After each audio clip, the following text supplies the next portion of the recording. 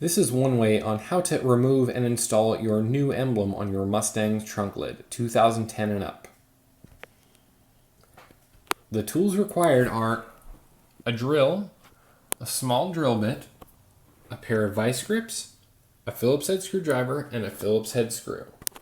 What I did on this particular emblem removal in order to minimize the damage to the chrome surround is I went ahead and I drilled a very small hole, as you can see there, in the G. I drilled a very small hole there. Then I inserted my Phillips head screw into that hole that I had just drilled. And a side note, you want to make sure whatever drill bit that you choose to use as far as size is that it's smaller than your screw that you're using. That way you get a nice grip on the factory emblem.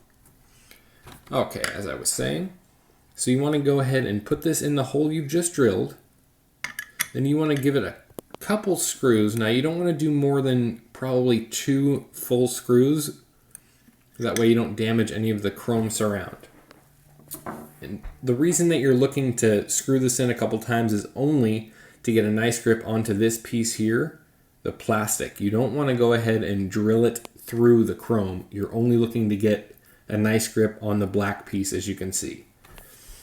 Then after you drill the hole and you screw your screw in a few times, you want to go ahead and take your vice grips. You get a nice good grip on the end of this.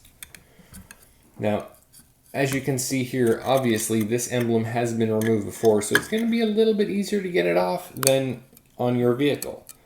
So with a nice good pull, you're going to go ahead and pull this off.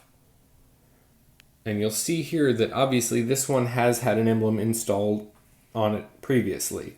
So yours will look a tiny bit different, but you get the general idea. You'll see here, as you can see, there's a few small guides where your factory emblem actually glues onto the surround. Now on this surround, I decided that I thought it better if I took my Dremel and I actually dremeled these. I ground them down a little bit because that's where the factory tab would sit. That way the emblem itself sits farther inside of the chrome surround. Now this is not required. This is just what I've decided to do on my own emblem. So now that you've got your factory plastic piece off of your trunk, you're going to go ahead and get your 5.0 emblem. On the back, you'll see you have your double-sided 3M tape. You want to go ahead and remove the red stripe that is on your tape, that way to show the adhesive part of that. Then you want to go ahead and make sure that now you see here the F and the D. Now you want to line those up with the 5 and the 0. That way just to ensure that it's nice and straight.